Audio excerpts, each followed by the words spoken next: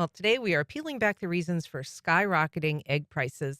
And here to help us crack the case is Jacksonville's very own egg man. Jacques Klempf is the owner of Cowford Chophouse and former president of the Jacksonville-based Dixie Egg Company. Thanks for being here. Oh, thank you for having me. So I want to start because you began selling eggs at age 8 in a little red wagon in your neighborhood. Tell us a little bit about that. Yeah, so my dad started our company in 1948, and early on, he would bring eggs. He wanted me to have some income, and he brought eggs home every Friday, and I delivered them around the neighborhood every Saturday morning.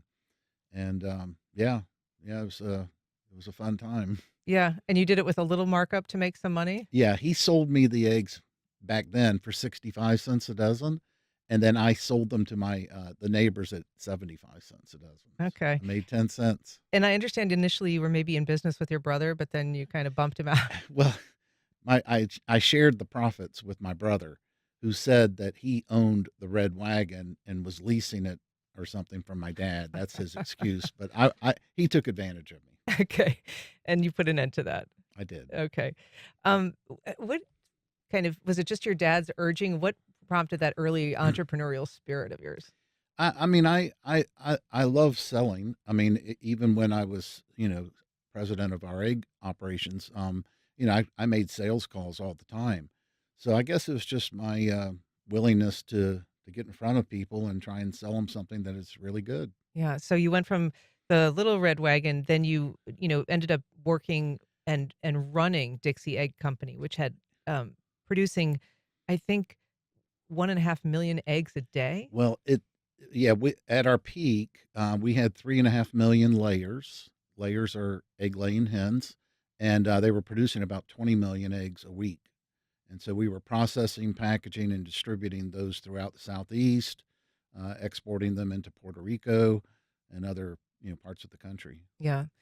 So it was a big business. You've kind of divested from that, but you are still very much staying current on eggs and the egg business. Yeah, I guess I've been people have reached out to me, private equity companies and others, wanting to have a little insight to the industry.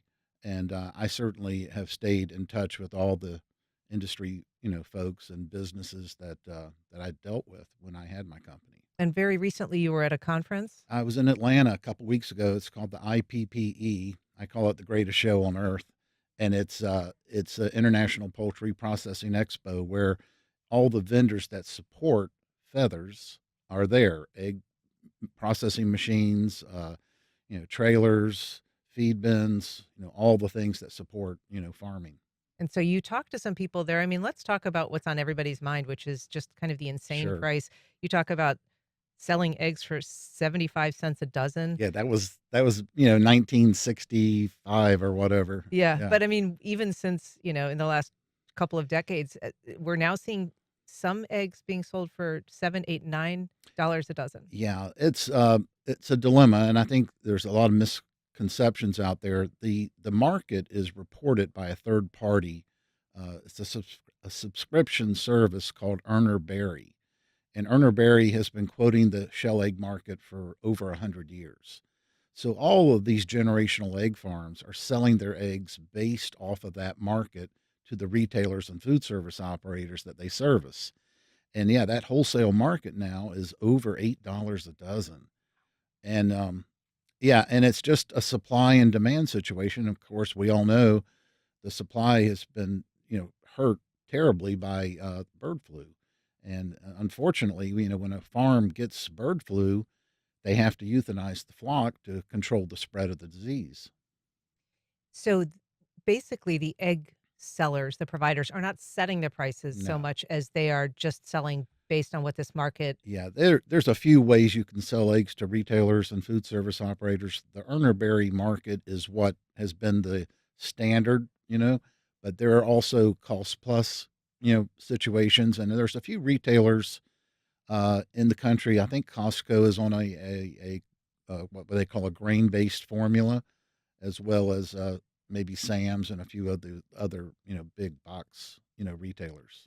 Did you ever experience anything like a bird flu epidemic or any kind of challenge like that? No, we were very fortunate.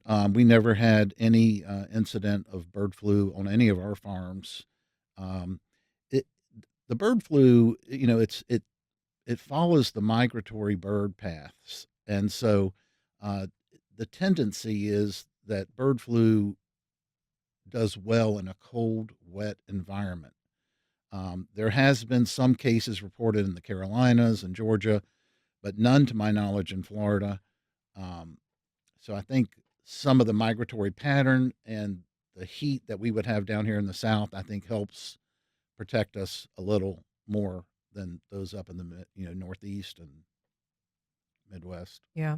If you're just joining us, we're talking to Jacques Klempf. He is the eggman of Jacksonville, a former owner of Dixie Egg Company, current owner of Cowford Chophouse, longtime expert in the field. So, can you describe what happens when a farm is hit by a virus like this? Yeah. So the first thing, today, these generational farms, I mean, they're big farms. I mean, we had 300 employees. Some have 400, 500, 600 employees. And what happens is you have monitoring uh, feed consumption, water consumption of the flock. And when that starts to go down significantly, there's something going on. And so typically you will go through the house or the barn, pull, a bird that has, died, and you'll test, you'll call the state vet and you'll say, I think there's something going on with our flock. The state vet comes in and does the test. And within a matter of a day or two, they have the results. And if it's bird flu, you're mandated by the federal government to euthanize the flock. Federal government does indemnify the farm for the cost to euthanize. You have to bury the birds on the farm, and the real devastating part is, that generational farm may have been in business 50, 60, 100 years. They may have 300 or 400 employees, and they can't pay them because they have no revenue. So they have to generally they lay them off until they can refill the barn, which today to get a barn refilled probably takes a year before you get the baby chicks and raise it to be a layer. So, I mean, I'm guessing if eggs are in great demand and people are having to euthanize entire flocks. Yeah, millions. I mean, I think to date we're probably 35 million layers of the nation's flock has been euthanized. So it's a big, it's a big depletion of egg laying hens. I'm guessing it's also difficult, though, to get chicks at this point. It is. I mean, I when I was at the conference, I was talking to some of the folks out there, and if you had an empty barn today and you ordered baby chicks, it would be a year before you would get them.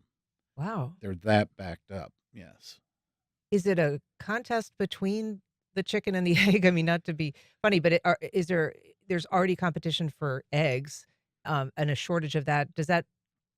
How does that balance with the need to actually bring those eggs into, the form of a chick instead of selling them as an egg?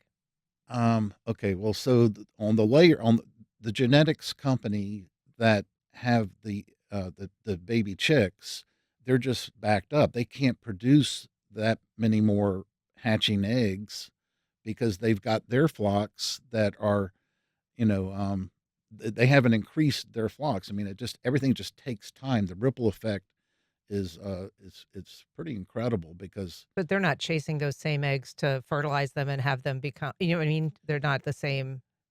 I'm not I'm sure I'm not sure I following understand the you. science well enough. So are the people who are producing chicks, are they similarly affected by the bird flu? They can be, but their biosecurity at their complexes are very, very strict. I mean, I believe you have to shower before you go into a barn, and then after you come out, you have to shower again, and it's a But pretty. they're separate from the retail market of Oh eggs yeah, they're not. entirely. They don't have anything to do with the retail market. Okay. They're just hatcheries. So you would say that it would take, a year to get the chicks and then another year to get it up and rolling again? No, it would take a year to get the chicks, and then it takes another 4 months before those baby chicks would be egg laying hens. Okay. How has the market for eggs changed over time? I feel like there's a great deal more variety and Yeah. variation in price. Right. Well, the specialty egg side of the business has really grown tremendously. We were an Eggland's Best franchisee, and from that, there's all these other brands that are touting organic or cage free or range free or pasture raised. It's just pretty much depends on what your preference is. It's a consumer choice. Um, the the eggs don't assay that much differently. Eggland's Best did a little bit because of the feed we fed the bird, but most eggs will have the same amount of protein, same amount of cholesterol. You can't really change that. What's the difference between the white and the brown? Okay, it's just a brown hen or a white hen. It's sort of like people, it's just different genetics. And any difference in the taste? Is it just a preference or It's consumer. I don't really taste a difference. You know, yeah, it's just whatever consumers feel like they want. Some people have an organic lifestyle and they just want to buy organic eggs, and they're going to be more expensive, but that's what they want. yeah. So we know that a lot of stores now have limited how many eggs people can get. Walmart, Publix, Trader Joe's, Kroger, Whole Foods, Costco. What do you anticipate happening in the next weeks and months? Yeah, so generally, the egg market will sort of peak around Easter, and even with the bird flu, you know, intensifying, the pricing. I believe you're going to see the market come down some after Easter. It always has. However, I think egg prices are going to be elevated for the rest of the year. Yeah. And do you think that there'll be long term shifts in people's consumption, maybe if they're moving to egg substitutes? Yeah, so that's a good question. I was former chairman of the American Egg Board, and per capita consumption on a per people is about 280 eggs a year. Mm. And so we haven't seen that change that much, even with these high prices. But what might also help about or stabilize is these big bakeries and people that use eggs in formulas. They may reformulate their Bakery recipe products. Yeah. to use some kind of substitute. I'm not sure exactly what it would be to replace eggs. Well, Jacques Klempf, thank you so much for being here. Really appreciate it. You're Jacksonville's welcome. Eggman. All right.